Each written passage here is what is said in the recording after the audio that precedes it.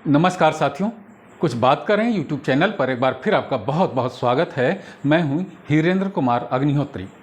साथियों, आज हम बात करेंगे कि महाभारत ग्रंथ जो सनातन धर्मियों का बहुत ही प्रमुख ग्रंथ है, उसमें एक अच्छे राजा के क्या क्या गुण बताए गए हैं।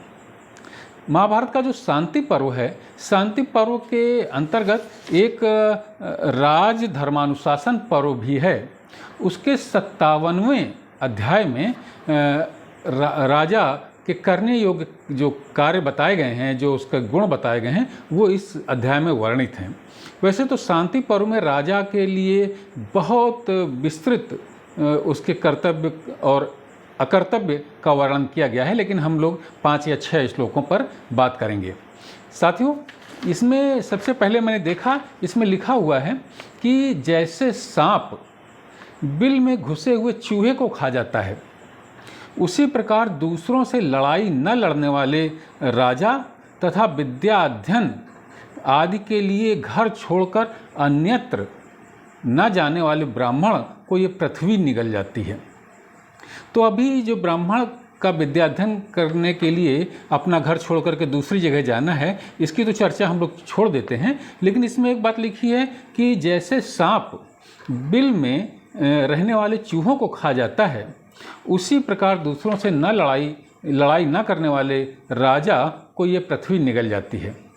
अब इसका अर्थ क्या है साथियों, कि जो राजा है अगर अपने शत्रु देश से लड़ने के लिए सदैव तैयार नहीं रहेगा तो शत्रुओं का हौसला बढ़ता है और वो इस राजा को परेशान करने लगते हैं, उसके राज्य पर आक्रमण करने लगते हैं।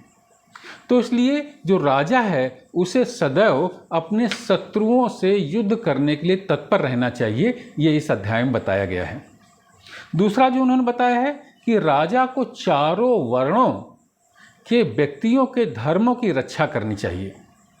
यहाँ पर जो कहा जाता है ना कि कुछ खास वर्ण के लिए हमारे प्राचीन धर्म ग्रंथों में पक्षपात की बातें कही गई हैं, तो यहाँ पर देख लीजिए, महाभारत में स्पष्ट लिखा हुआ है कि राजा को चाहिए कि चारों वर्णों के प्रजाजनों के धर्म की वो रक्षा करे। जो भी पूजा पाठ वो करते हैं, जो भी उनकी मान्यताएं हैं, उनकी राजा रक्षा करे, ऐसा इस श्लोक में बताया गया है।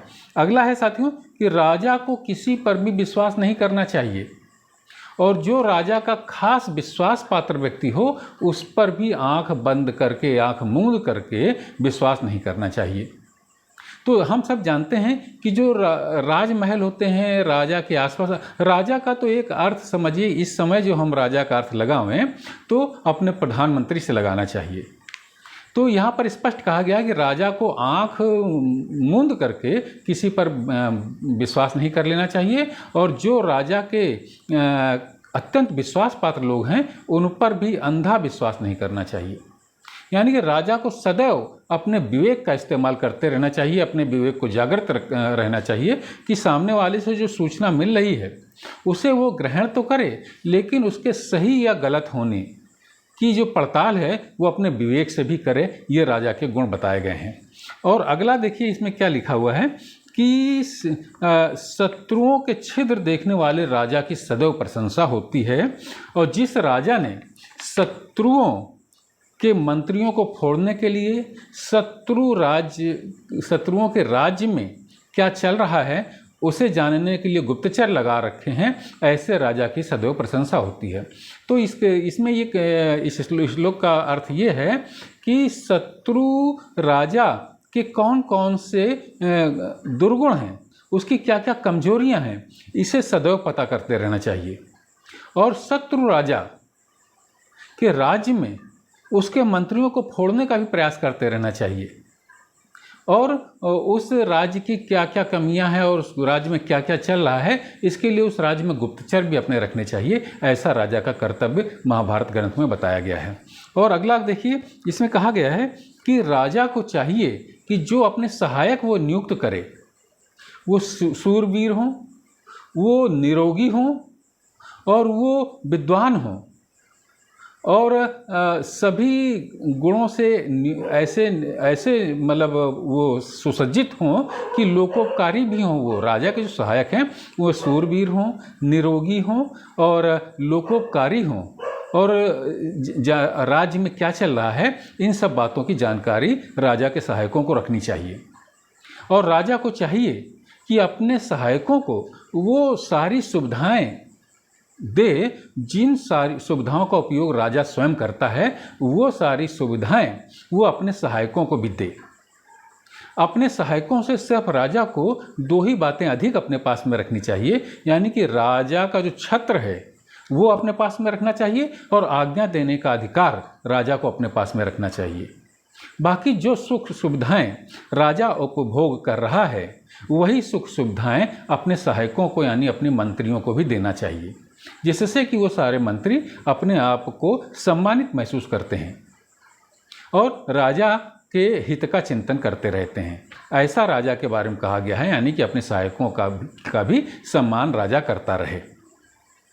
और आगे कहा गया है कि राज्य चाहने वाले राजाओं को प्रजा की भली भांति रक्षा करनी चाहिए।